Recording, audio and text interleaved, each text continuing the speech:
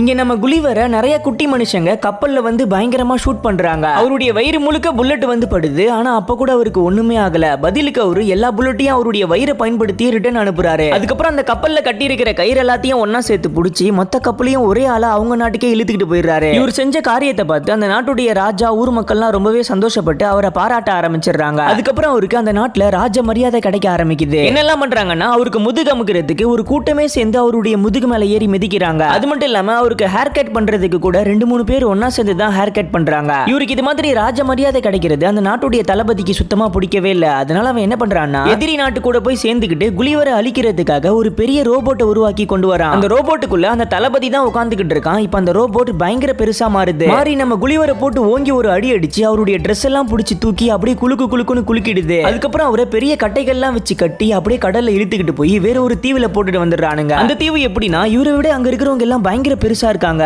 அங்க இருக்கிற ஒரு சின்ன பொண்ணு கிட்ட இவர் போய் மாட்டிக்கிறாரு.